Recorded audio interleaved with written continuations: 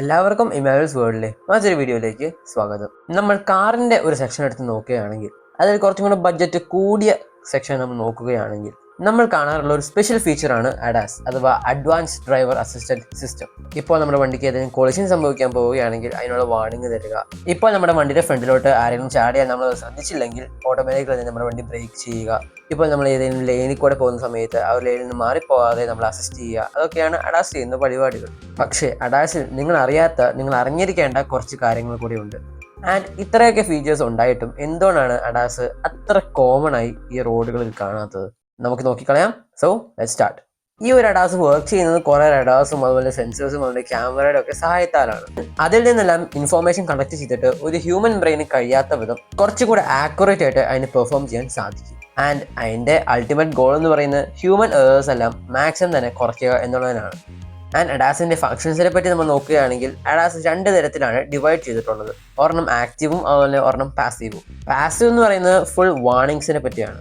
അത് നിങ്ങളുടെ വണ്ടി കൺട്രോൾ ഒന്നും ചെയ്യത്തില്ല, ജസ്റ്റ് നിങ്ങൾക്ക് ഏതെങ്കിലും ഡേഞ്ചർ വരാൻ പോവുകയാണെങ്കിൽ അതിനെപ്പറ്റിയുള്ള വാർണിങ്സ് തരും. അതിനുള്ള എക്സാമ്പിൾ എന്ന് പറയുന്നതാണ് ഫോർവേഡ് കൊളിഷൻ വാർണിംഗ്. നിങ്ങളുടെ കാറിൻ്റെ സെൻസേഴ്സ് നിങ്ങളുടെ കാർ ഏതെങ്കിലും കൊളിഷൻ സംഭവിക്കാൻ പോവുകയാണോ എന്ന് ഡിറ്റക്ട് ചെയ്ത് നിങ്ങൾക്ക് വാർണിങ്സ് ഒക്കെ തരും. വേറൊരു എക്സാമ്പിൾ എന്ന് പറയുന്നതാണ് ബ്ലൈൻഡ് സ്പോട്ട് മോഡ്. അതായത് നിങ്ങളുടെ സൈഡ് വ്യൂ മിററിൽ ഒരു കുഞ്ഞ് ലൈറ്റ് കത്തിക്കിടന്ന് നിങ്ങൾക്ക് കാണാനായിട്ട് വരും ഏതെങ്കിലും ഒരു കാർ നിങ്ങൾ ബ്ലൈൻഡ് സ്പോട്ടിൽ ഉണ്ട് എങ്കിൽ. ഇനിയാണ് ആക്റ്റീവ് സിസ്റ്റംസ്. ഈ ഒരു സിസ്റ്റംസ് ആണ് ആക്ച്വലി നിങ്ങളുടെ കാറിന് ഒരു കൺട്രോൾ എടുക്കുന്നത്. For example automatic emergency braking. ഇപ്പോൾ നമ്മൾ ആ ഒരു ഫോർവേഡ് കൊളിഷൻ വാർണിങ്ങിന് നമ്മൾ റിയാക്റ്റും ചെയ്തില്ല എന്നുണ്ടെങ്കിൽ കാർ ഓട്ടോമാറ്റിക്കലി തന്നെ നിങ്ങൾക്ക് വേണ്ടി ബ്രേക്ക് ചെയ്തു തരും. അതുപോലെ തന്നെ ലെയിൻ കീപ്പ് അസിസ്റ്റ്. നിങ്ങൾ ലൈനിൽ നിന്ന് എങ്ങോട്ടെങ്കിലും മാറിപ്പോവുകയാണെങ്കിൽ നിങ്ങളുടെ സ്റ്റിയറിംഗ് ചെറുതായിട്ടൊന്ന് കൺട്രോൾ ചെയ്ത് നിങ്ങളുടെ തിരിച്ച് ആ ലൈനിലോട്ട് തന്നെ കൊണ്ടുവരും. ആൻഡ് അതുപോലെ തന്നെ അഡാപ്റ്റീവ് ക്രൂസ് കൺട്രോൾ.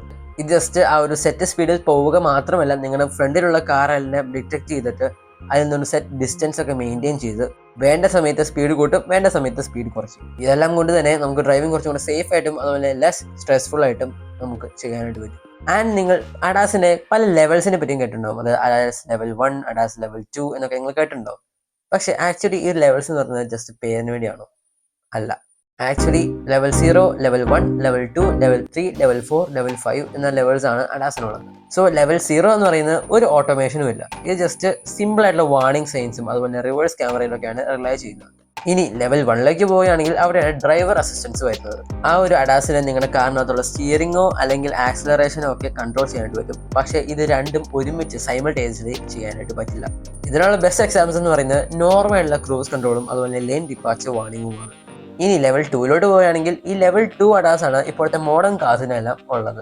ലെവൽ 2 എന്ന് പറയുന്നതാണ് പാർഷ്യൽ ഓട്ടോമേഷൻ. ഇതിന്റെ പ്രത്യേകത എന്ന് പറയുന്നത് സ്റ്റിയറിംഗും അതുപോലെ തന്നെ ആക്സിലറേഷനും ബ്രേക്കിങ്ങും ഒക്കെ ഇതിനെല്ലാം സൈമൾട്ടേനിയസ്ലി തന്നെ ഒരുമിച്ച് കൺട്രോൾ ചെയ്യാനായിട്ട് പറ്റും.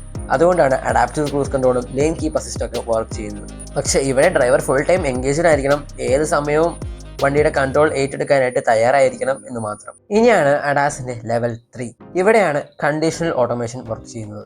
അതായത് നിങ്ങളുടെ കാറിന് അതിൻ്റെതായിട്ടുള്ള സ്പെസിഫിക് കണ്ടീഷൻസിൽ അതിനെ തന്നെ ഹാൻഡിൽ ചെയ്യാനായിട്ട് പറ്റും. ലൈക്ക് ഇപ്പോൾ ഹൈവേസിലൂടെയൊക്കെ പോവുകയാണെങ്കിൽ ഡ്രൈവറിന് അത്രമാത്രം ശ്രദ്ധ കൊടുക്കേണ്ടി വരില്ല.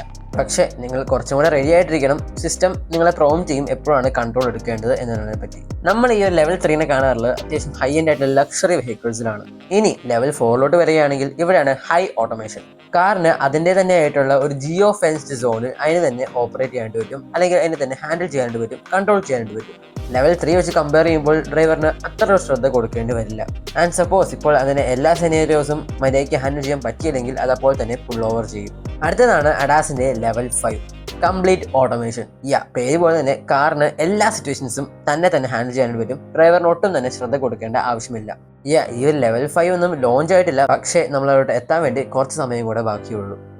നമ്മൾ ഇത്രത്തോളം കാര്യങ്ങൾ കണ്ടു. ഇത്രത്തോളം അടിപൊളിയായിട്ടുള്ള ഫീച്ചേഴ്സ് എല്ലാം അഡാസിനുണ്ടെങ്കിലും എന്താണ് ഡിസഡ്വാൻറ്റേജസ്? എവിടെയാണ് അഡാസിന് പാളുന്നത്? ഏറ്റവും ആദ്യത്തെ പ്രശ്നമാണ് ഡെഫിനറ്റ്ലി കോസ്റ്റ്.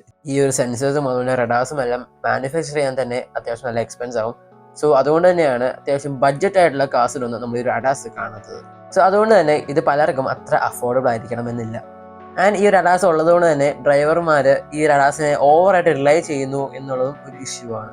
അതായത് ഡ്രൈവർ ഒട്ടും തന്നെ ശ്രദ്ധ കൊടുക്കാതെ ഫുൾ അഡാസിലേക്ക് റിലൈ ചെയ്തുകൊണ്ട് പോവുകയാണെങ്കിൽ എങ്ങാനും ആ ഒരു സിസ്റ്റം മര്യാദയ്ക്ക് വർക്ക് ചെയ്തില്ല എന്നുണ്ടെങ്കിൽ ആ സമയത്ത് നിങ്ങൾ ടേക്ക് ഓവർ ചെയ്യാനായിട്ട് തയ്യാറല്ല എന്നുണ്ടെങ്കിൽ ചിലപ്പോൾ ആക്സിഡൻസ് വരെ സംഭവിച്ചേക്കാം. അടുത്തതാണ് ടെക്നിക്കൽ മാൽഫങ്ഷൻസ്. അതായത് അഡാസ് ഫുൾ സെൻസേഴ്സിനും അല്ലെങ്കിൽ റഡാസിനുമാണല്ലോ റിലൈ ചെയ്യുന്നത്. സോ അതിൽ ഏതെങ്കിലും ഒരു സെൻസർ ഇത്തിരി ചെളി കൊണ്ടോ സ്നോ കൊണ്ടോ അല്ലെങ്കിൽ ഈ ഒരു വണ്ട് വന്ന് അതിൻ്റെ മുകളിൽ വന്നിരുന്നാൽ പോലും അഡാസിന് അതിലേക്ക് കാൽക്കുലേറ്റ് ചെയ്യാനായിട്ട് പറ്റില്ല. സോ അങ്ങനെയും ആക്സിഡൻസ് സംഭവിക്കാം. അടുത്തതാണ് സ്റ്റാൻഡർഡൈസേഷൻ്റെ ഒരു ലാക്നെസ്. അതായത് പല മാനുഫാക്ചേഴ്സും അവർ അഡാസിനെ പല പല പേരിട്ടാണ് വിളിക്കുന്നത്. ഇപ്പോൾ ഫോർഡ് അതിനെ കോ പൈലറ്റ് 360 എന്ന് വിളിക്കുന്നു, ടെസ്ല അതിനെ ഓട്ടോ പൈലറ്റ് എന്ന് വിളിക്കുന്നു. സോ അവിടെ കൺസ്യൂമേഴ്സ് ആക്ച്വലി കൺഫ്യൂസ്ഡ് ആവുകയാണ് ഏതൊക്കെ ഫീച്ചേഴ്സാണ് ആ ഒരു പേരിന് അവർക്ക് കിട്ടാൻ പോകുന്നത് എന്നുള്ളതിനെ പറ്റി. ഈ ഒരു ഡ്രോബാക്സ് എല്ലാം നമ്മൾ അങ്ങോട്ട് മാറ്റി വയ്ക്കുകയാണെങ്കിൽ അഡാസ് എന്ന് പറയുന്നത് വളരെ നല്ലൊരു ഫീച്ചറാണ്. പല ഹ്യൂമൻ എറേഴ്സും നമുക്ക് കുറയ്ക്കാനായിട്ട് പറ്റും. സോ അത്രേ ഉള്ളൂ. ഈ ഒരു വീഡിയോ ഇഷ്ടപ്പെട്ടെങ്കിൽ ഡെഫിനറ്റ്ലി ഈ വീഡിയോ ലൈക്ക് ചെയ്യാനും സബ്സ്ക്രൈബ് ചെയ്യാനും മറക്കണ്ട. നമുക്ക് അടുത്ത വീഡിയോ കാണാം. അതിലേക്കും ഗുഡ് ബൈ.